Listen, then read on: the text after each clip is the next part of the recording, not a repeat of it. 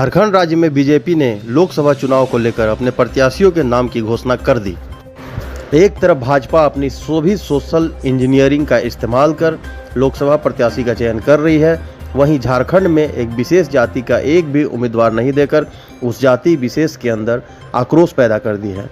झारखंड में बीजेपी ने अपने प्रत्याशियों की घोषणा कर दी, जिसमें जातीय संतुलन को भी ध्यान रखा गया है, परंतु राजपूत जाति का एक भी उम्मीदवार का प्रत्याशी नहीं बनाए जाने के कारण राजपूत जाति में आक्रोश उत्पन्न हो गया है। गौरतलब है कि झारखंड राज्य में कुल आबादी का 7% राजपूत की संख्या है। अगर इस बार राजपूत जाति से एक भी उम्मीदवार नहीं बनाया गया और पूर्व के सांसद चतरा से सुनील कुमार सिंह और धनबाद से पीएन सिंह का टिकट काटकर उनकी जगह पे दूसरी जाति के उम्मीदवार को प्रत्याशी बनाया गया है। आपका परिचय? मैं रेणुका सिंह, श्री राजपूत कर्मी सेना की मैं प्रदेश संरक्षक हूँ झारखंड की। मैं झारखंड प्रदेश की प्रदेश संरक्षक हूँ श्री राजपूत कर्मी सेना की। मैं आपको बताना चाहूँगी कि आज जो टिकट का बंटवारा हुआ है झारखंड जैसे प्रदेश में, तो माननीय मोदी जी को हम ये बताना चाहेंगे कि मोदी जी, हम राजपूतों का विरासत हिंदुस्तान को बचाने में समाप्त हुआ है और वो राजपूतों को अपने ने बहिष्कार करके एक भी राजपूत को आपने टिकट नहीं दिया वहाँ झारखंड में, जबकि 7% राजपूतों की संख्या वहाँ पर है और उसमें एक टिकट नहीं दिया।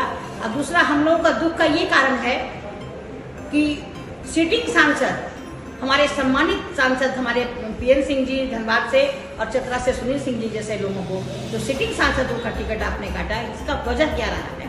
और आप क्या बताना चाहते हैं राजपूतों को कि आप लोगों का अस्तित्व मिट गया है?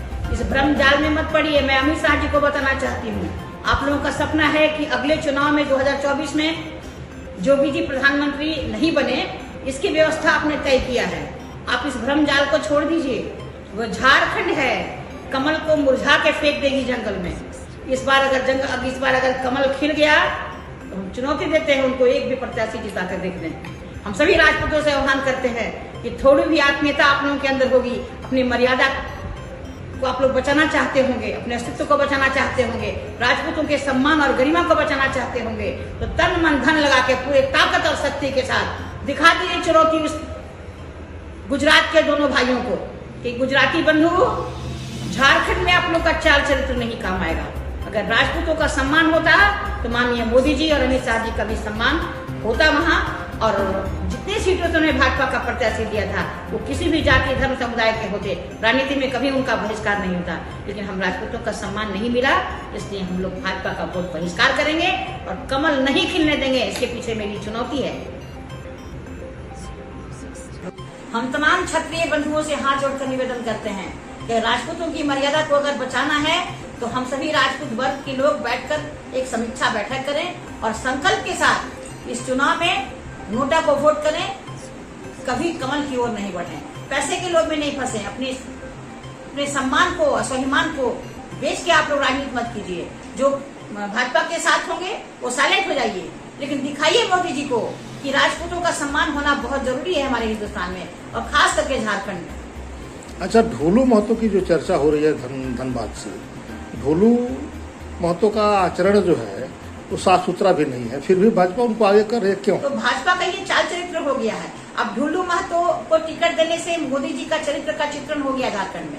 ये हो गया कि अटल जी की भाजपा नहीं रही, ये मोदी जी का भाजपा है और मोदी जी के यहाँ ईडी की गारंटी नहीं, वहाँ वॉशिंग मशीन की गारंटी मिल रही है। धन्यवाद।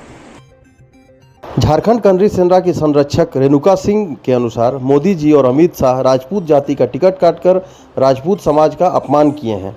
राजपूत समाज के लोग इस अपमान का बदला जरूर लेंगे, ताकि भाजपा के तथाकथित चाणक्य अमित शाह को यह सबक मिले कि राजपूत समाज को अनदेखा करना कितना नुकसानदायक हो सकता है।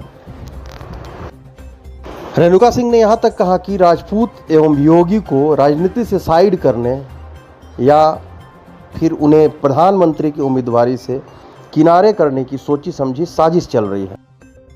बहरहाल यह देखना है कि बीजेपी का यह फैसला कितना नुकसानदायक होगा या फिर इसके पीछे बीजेपी की क्या रणनीति है।